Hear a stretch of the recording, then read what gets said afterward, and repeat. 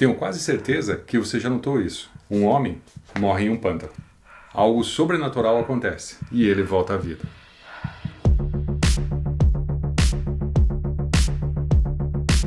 Nós vamos falar sobre como iniciou essa obsessão com alguém que morre e renasce em um pântano. Em 1971, aproveitando o relaxamento do Comics Code e com apenas algumas semanas de diferença, o Homem-Coisa e o Monstro do Pântano aparecem pela primeira vez nos quadrinhos. O Homem-Coisa apareceu na Savage Tales número 1, em maio de 1971. O Monstro do Pântano, na House of Secrets número 92, em julho de 1971.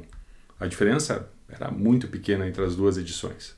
O que me chamou a atenção na época era como esses dois personagens, que são de editoras diferentes, tinham uma estrutura, a estrutura das histórias deles, coisas parecidas, tantas coisas similares, que era difícil de a gente não notar. Ambas envolviam uma fórmula ou um soro, envolviam um sobrenatural, e os dois também tinham sofrido uma morte violenta em um pântano. E voltaram como criaturas fortes, erráticas, e praticamente mudas. Eu às vezes chegava até a confundir assim, os dois personagens, eu confesso, de tão parecido que era, e na época eles eram tão similares assim que eu tinha que reler algumas vezes para poder cair a ficha quem que era o Alec Holland e quem que era o Ted Sallis, que eram esses dois personagens que eram esse monstro composto de lodo. Mas no universo Marvel e DC também não tinham só esses dois personagens assim. Existiam mais personagens e eles tinham características muito parecidas. As outras editoras também tinham personagens como esse. Por incrível que pareça, até mesmo a revista Mad tinha também a sua versão de um personagem morrido e tinha saído de um pântano.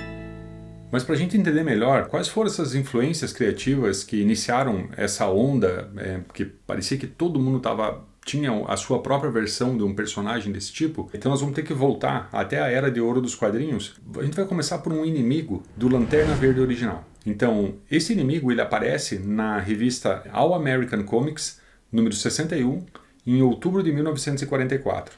Esse personagem, o nome dele era Cyrus Gold. Ele era um comerciante, ele tinha sido assassinado e ele havia sido jogado num pântano. Ele sai do pântano, ele volta sem memória e a única coisa que ele lembrava é que ele tinha nascido numa segunda-feira. Essa é uma parte curiosa. Nesse renascimento do Cyrus Gold, envolvia também essa cantiga aqui.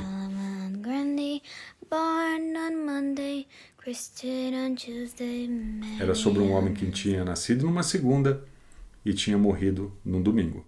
Um pouco tétrica também essa cantiga, né? Ainda na Era de Ouro, em 1942, 2 anos antes do Solomon Grundy aparecer, dele chegar nas bancas americanas, outro personagem já tinha renascido no pântano. O nome desse personagem é The Hip. A origem do The Hip, durante a Primeira Guerra Mundial, o barão von Emmelmann, ele é abatido. O avião cai e o corpo dele cai num pântano.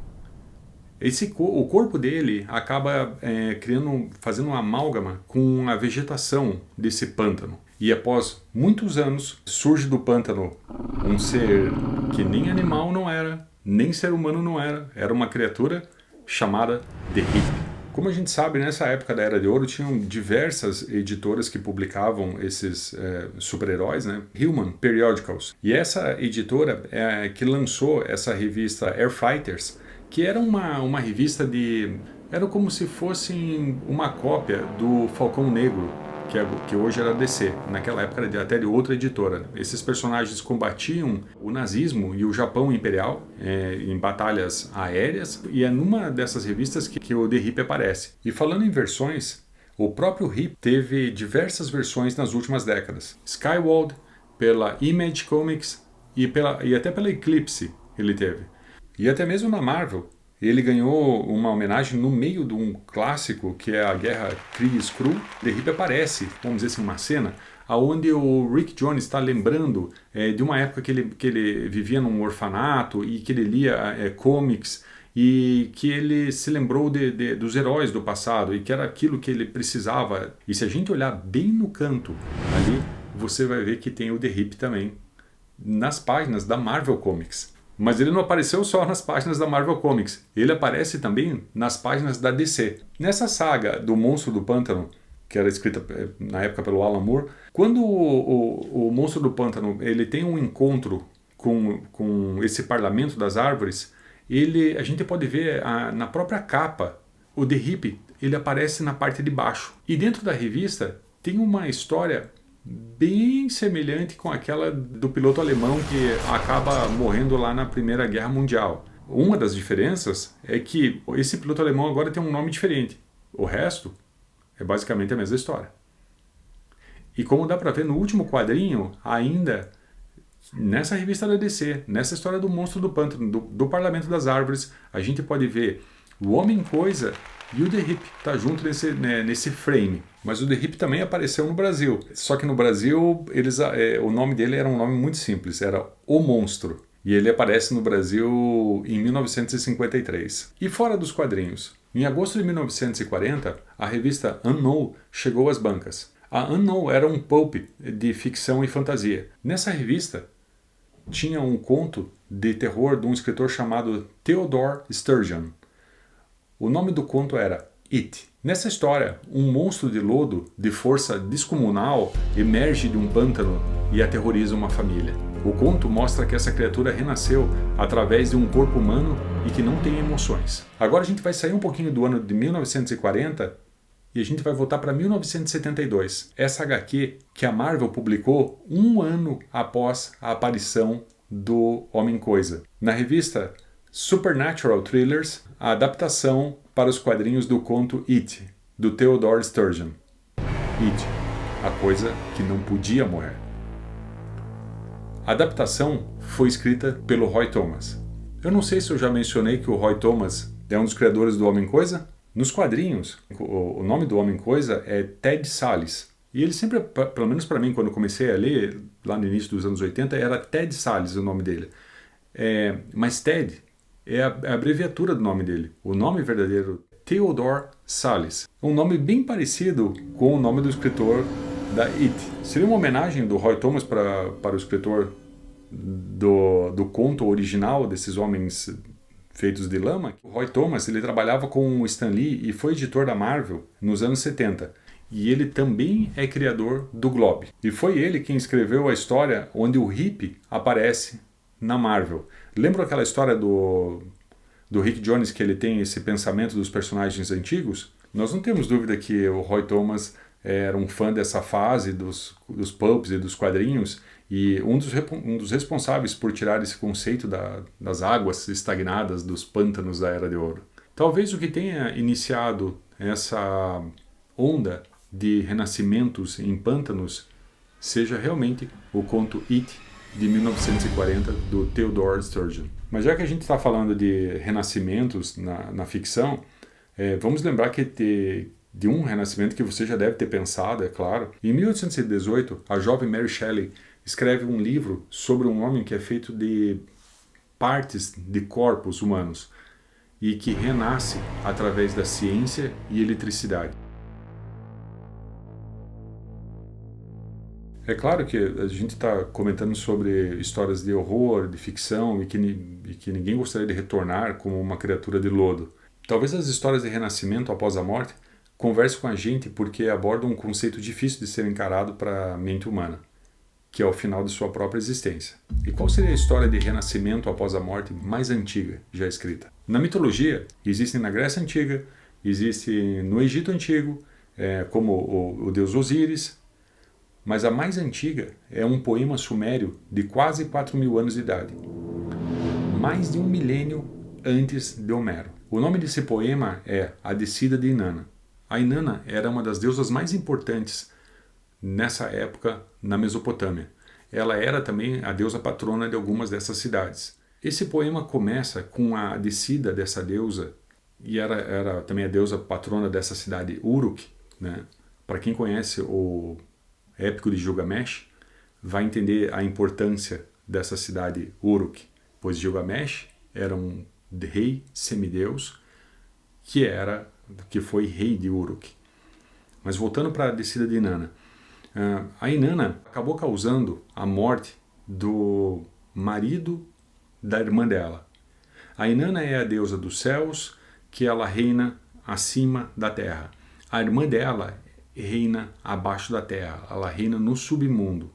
Como ela causou a morte do marido da irmã, ela resolveu descer pela primeira vez até o submundo, que é o reino da irmã dela, para prestar as condolências onde os mortos vivem, enquanto que fica abaixo da terra. É uma espécie de um Hades. A Inanna, por sua vez, ela é a rainha dos céus, ela é a rainha também da guerra, ela é a deusa da guerra, e ela é também a deusa do amor. É um pouco confuso, mas é isso que a Inanna é. E ela pega e resolve descer para ir até esse funeral, apesar de ela ter sido avisada que ela não deveria ir nesse funeral. Bom, a história é assim, na medida que ela vai descendo, ela vai encontrando alguns portões. E em cada portão, alguém acaba pedindo para que ela deixe alguma coisa. Ela deixa primeiro um cetro, depois ela deixa a Shugurra, que é essa coroa da estepe, e ela vai se despindo de todas esses objetos de realeza ou de poder que ela tem. E ela vai passando pelos portões.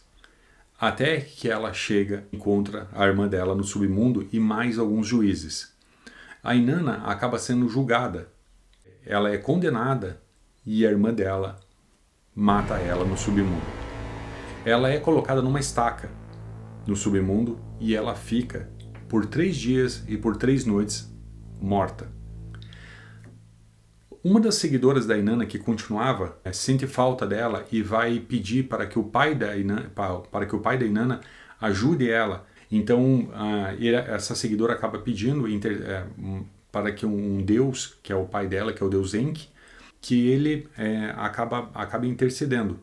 Ele pega e conjura 2 seres chamados de Galas, que é assim que foi escrito, que são 2 criaturas sem sexo, dessa maneira que está escrito, que não dá para entender direito se são espíritos ou exatamente o que eles são uma espécie de uns mensageiros, e eles conseguem entrar no submundo. E lá eles levam o alimento da vida e a água da vida, e despejam nela. E ela renasce no submundo. E dessa maneira ela consegue sair junto com esses Galas de dentro do reino da irmã dela. E ela consegue fugir e voltar a ser a rainha que ela foi. Quando a Inanna volta, que ela sai do submundo, ela encontra o marido dela, o Dumuzi, utilizando os símbolos de realeza. E se portando, ele estava debaixo de uma macieira, e se portando como se ele fosse o rei.